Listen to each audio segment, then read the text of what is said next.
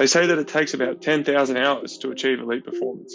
We all have 168 hours in the week, and yet the only difference between those who have achieved success and those who haven't is how they choose to spend each of those hours. It's said that we're a function of our habits.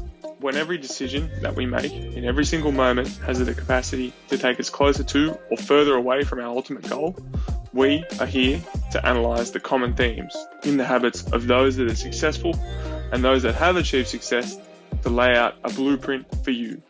Welcome to the Elite Athlete Blueprint Podcast, the podcast that will give you all of the tools that you need to make sure that you can learn from the absolute best wisdom available on the topic of elite performance and spend the next 10 years putting in the 10,000 hours of work you need to achieve elite athletic performance.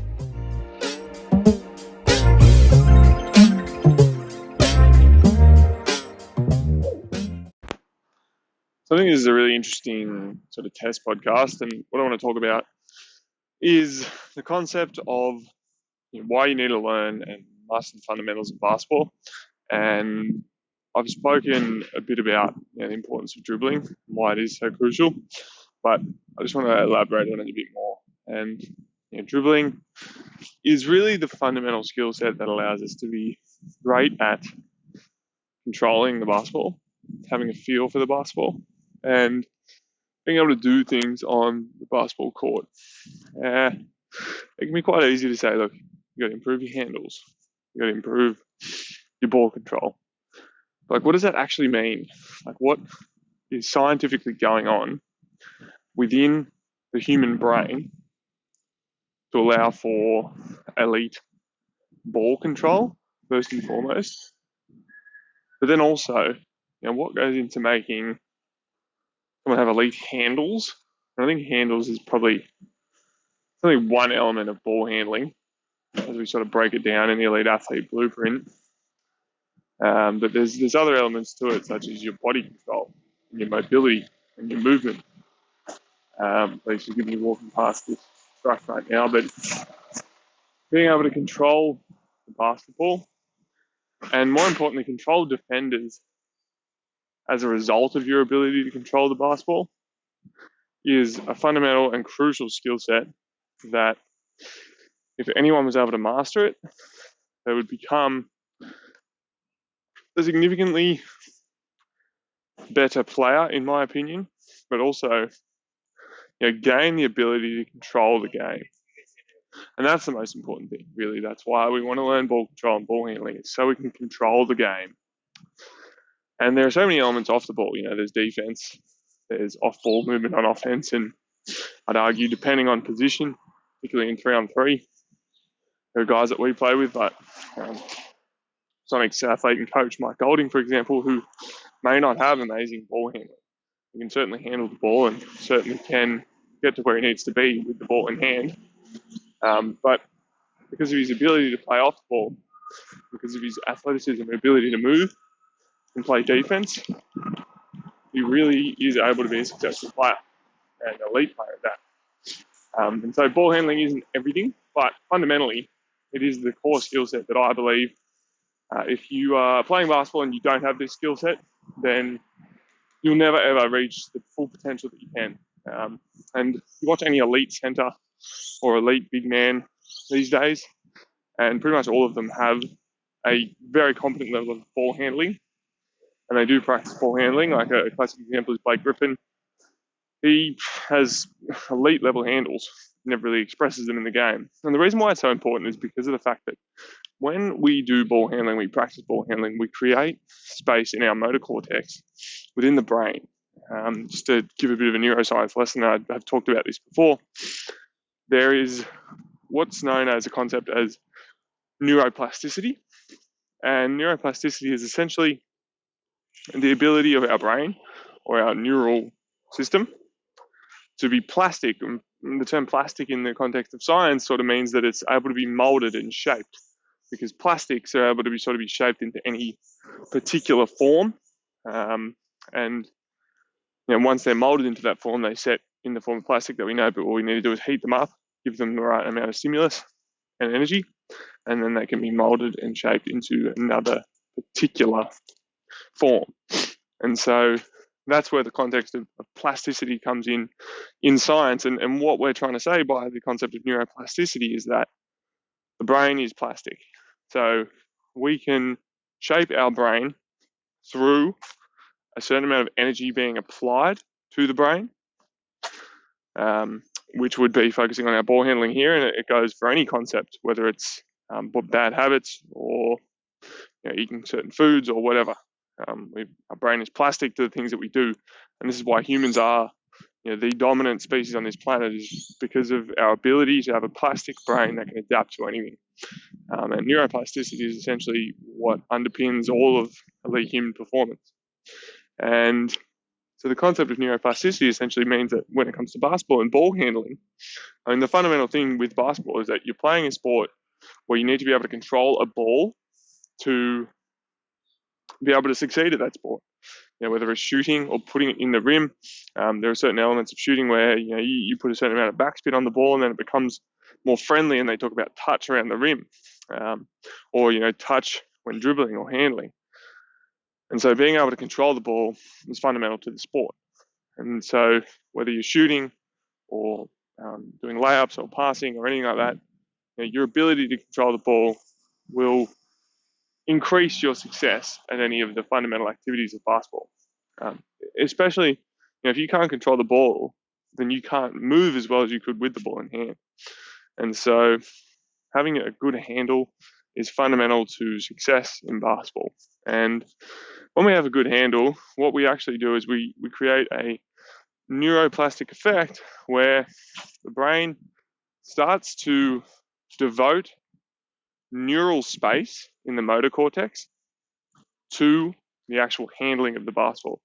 And this has been shown in studies where they've looked at elite pianists, and there was actually an ESPN Sports Science segment where Derrick Rose was running up and down the court, one with the ball in hand and one without the ball in hand. And what it showed was that he was actually quicker with the ball in hand, which was so interesting. And when I say ball in hand, it was basically while dribbling, he was able to get down the other side of the floor more quickly than without it, which is insane. But more saliently here is in the musicians.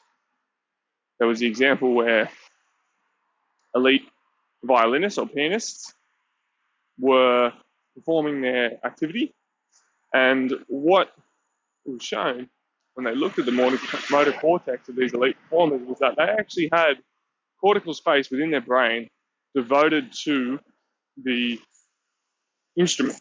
So they had a fundamental map of the instrument and where that instrument lied within their ability to control it in their brain. And so the music became a part of them. And they talk about with elite performers, the ball was a part of them. And you watch Steph Curry shooting, it's like the ball's a part of him. He knows exactly what it's going to be, how to control it and everything like that. And it's because this is what elite golfers talk about. Elite golfers can move their fingers ever so slightly. And in doing that, they're able to impart massive amounts of control on the golf ball. And so it's a really, really important concept to be on top of. Because when we control the basketball, when we have ball control, we have spent the time, this is where the 10,000 hour theory comes into things and why it's so important to continue practicing. We've spent the time laying down the motor patterns within our brain to be able to control the basketball. And every time that we practice, we get a little bit better. We might not notice any progress, but provided we keep sort of testing ourselves and continuing to expand things, you will notice progress over time. And this is probably the hardest concept to sell to people, but that's why they say practice makes perfect, and everyone knows that. And I guess it just takes a commitment to a consistent and regular schedule to realize this. And so the reason why ball handling is so fundamental is because it allows a player to gain control over the object that is used the most in basketball, allows them to devote the space in their motor cortex so that they can move more freely and not have to think about ever handling the basketball. They'll gain more control of it. They'll make more shots. They'll be able to see the court more clearly. They'll be able to do things they didn't otherwise know. And this is kind of where skill development really comes into things. And without a good control of the basketball and without a fundamental sense of ball control, you're never going to be able to make as many shots or finish with as much touch or dribble as well as you could or move as fast as you could. And so it inherently will be the biggest limiter. And so if you want to score more points and play better basketball, work on your ball handling, even if it's 10 minutes a day. And there's one thing that we promote the most in the Elite Athlete Blueprint. It's kind of like practicing ball handling fundamentally in your micro skill sessions and in your full-on skill sessions. And what you find with the most elite performers is that their ball handling is at a stage where simply by practicing shooting, they're also working on ball handling because they're getting used to feeling the ball and they're applying their current motor cortex to using the ball. And by shooting off the dribble, you're working on your ball handling in very game-specific patterns. And it's like when you stop working on your ball handling, just like if you stop moving your arm, like when you put a cast on your arm, your muscles start to waste away.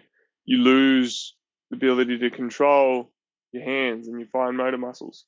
If you ever had a cast on your hand, you'll know that your arm starts to waste away and you start to lose muscle mass, but also you feel like you have less control over your hand. And that's exactly what happens when we stop ball handling or we stop dribbling or we don't actually do it at all. We don't have that control. We don't have that ability because we haven't practiced it. And all it takes is a bit of time to get that back. And fortunately, when you do have a cast on, your body has these things called satellite cells. So once you stop doing something, but you've already developed the skill to be able to do it, it doesn't take the amount of time it took you to get back into that thing. It takes drastically less. I think it's, there's no real number here, but it's probably 100 times less the amount of time to get back to where you were. But that is sort of a brief summary as to why ball handling is so important and why every single person should be doing at least 5 or 10 minutes of ball handling a day. It's because of the ability to make the ball a part of your brain. So that is kind of a really important message, I think, for all players and something I really want to talk about in terms of marking the fundamentals. And it's something, none of us have any excuses to not be doing. To access sort of all the ball handling drills that we recommend, I would highly suggest looking at the ball handling section of the Elite Athlete Blueprint. And, when you're working with our Supersonics coaches, get them to have your ball handling is at, and we can pick the most appropriate drill for you at this time. Sort of mapping out a longer term plan, then we can also do that for you. But the key thing is to start somewhere and then start doing something. And we've got tons of resources on the Elite Athlete Blueprint. So as always, get in touch. Let us know. Join the conversation. Comment on Instagram, YouTube, or whatever, and we will be able to help you with your development.